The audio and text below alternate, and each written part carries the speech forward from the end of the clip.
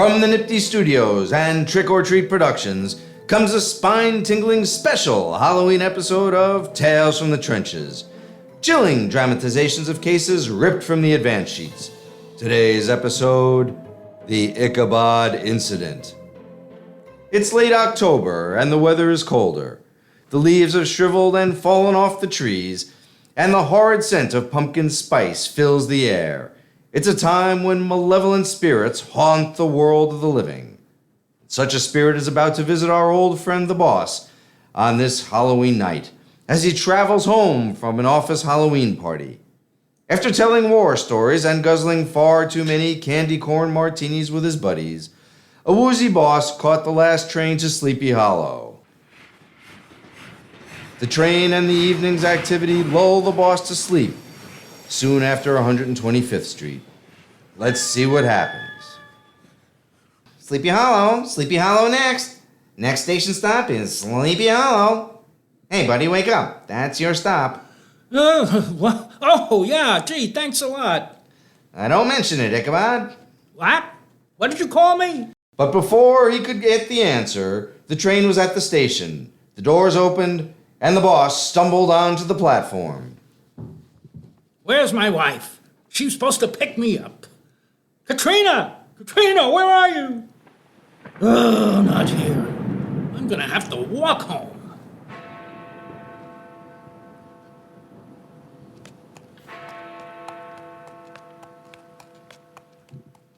Ichabod!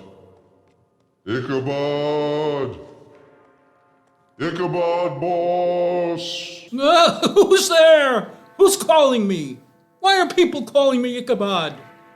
You cannot escape me, Ichabod, boss. We have unfinished business. You cannot escape me. Who are you? Why are you following me? You cannot escape me. Although so many of your colleagues forget me. Am I that forgettable? Oh, sure. I'm not as flashy as Discovery, or as famous as Brady. You know Tom Brady. No, fool. The case. I am Orama. Frightened, the boss starts to run, and the mysterious Orama pursues him on horseback. You cannot escape me. Giddy up, Bellicosa!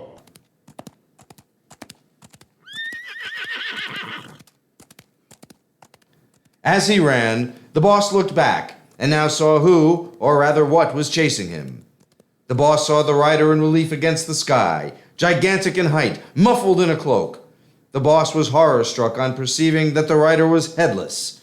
His horror was increased on observing that the horseman carried before him a flaming book. But not just any book. It was the New York Official Reporter, 78 New York 2nd to be exact. And while the book flamed in the headless rider's hand, it was not consumed by the fire.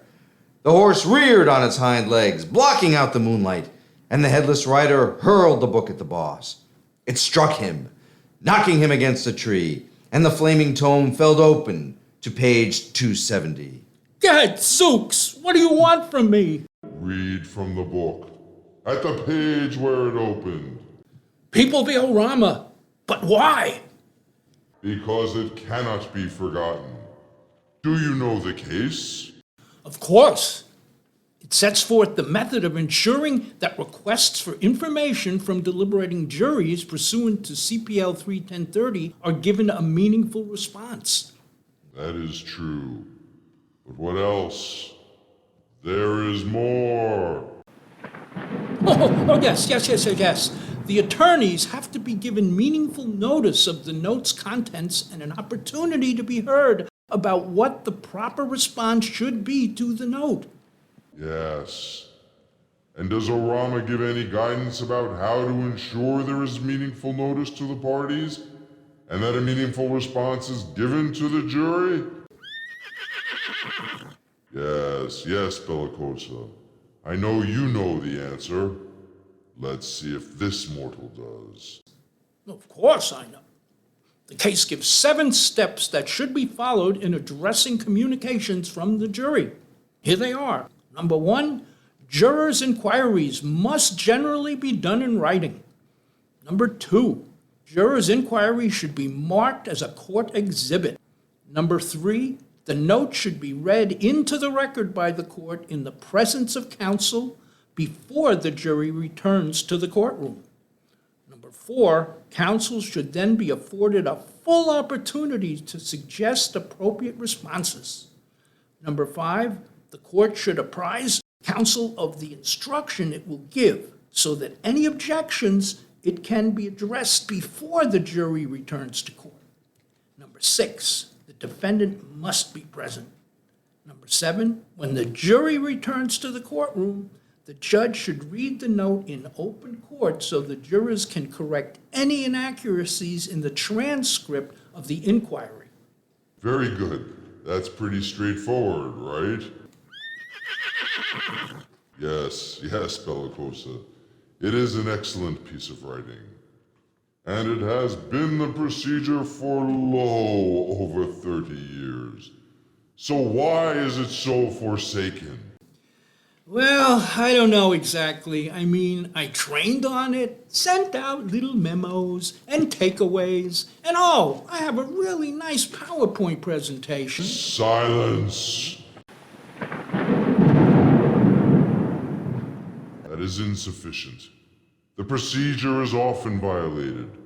Do you know what happens when it is not followed? Oh, well, it's not good. Reversal and a new trial, generally. Yes. Like in this case, People versus Zenon from the 4th Department, decided on September 30th, 2022. Behold the decision. Ah, I see it. Flaming in this tree. The trial court failed to read the exact text of a jury note to defense counsel before counsel and the court agreed on a response to the note. As a result, the 4th Department held that counsel was deprived of meaningful notice. Yes. A similar fate befell me when I was an ADA. And thus I was cursed by my elected DA to ride throughout the state, warning of this situation. It is a fate I must endure until no such errors occur for 25 consecutive years. And now, because of this case, I must start over. No offense, Bellicosa, my friend, my faithful companion. Boy, that seems like a harsh sentence you got. You mock me, sir? Oh, no, not at all. Listen, in 2007, the Court of Appeals in People v. Kisoon and Martin reiterated the importance of the trial judge following the directives found in the Orama decision to meet their core responsibility to properly respond to jury notes. Now, the core responsibility is of 2 parts. Number 1, to give meaningful notice to counsel on the specific content of the juror's request. That's so in order to ensure counsel's opportunity to frame intelligent suggestions for the fairest and least prejudicial response, and also to provide a meaningful response to the jury.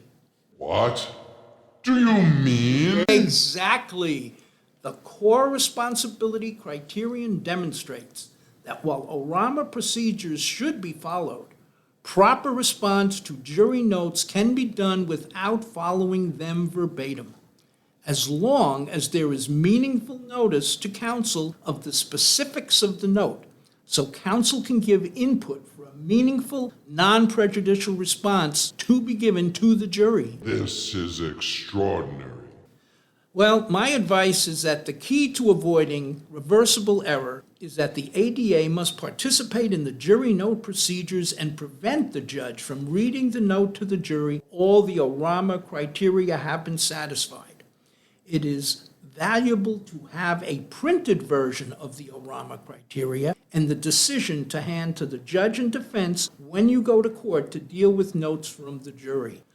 So even if the judge strays slightly from the Orama procedures, ADAs can ensure the core responsibilities are met. Very well done, Ichabod. Go forth and educate so that I may cease my eternal errand. To Albany, Bellicosa.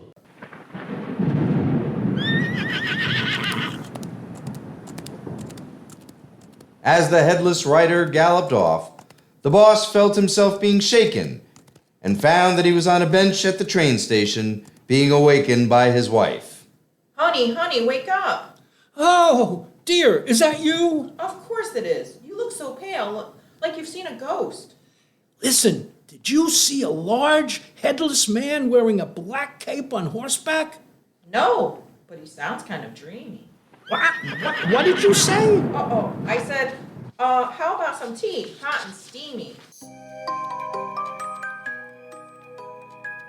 This has been a spine-tingling special Halloween episode of Tales from the Trenches. Today's episode was inspired by People vs. Zenon, decided by the 4th Department on September 30th, 2022. It also featured People vs. Orama, 78 New York 2nd 270, and People vs. Kisoon, 8 New York 3rd 129. These cases and lots of other information can be found on Nifty's Prosecutor's Encyclopedia. This episode was written, produced, directed, and performed by your friends here at Nifty. So be sure to join us for our next thrilling episode of Tales from the Trenches when we hear... Hi, welcome to Starbucks. Can I take your order? 2 pumpkin spice lattes, please. No, I didn't forget. Extra whipped cream on my horse's latte. So long for now.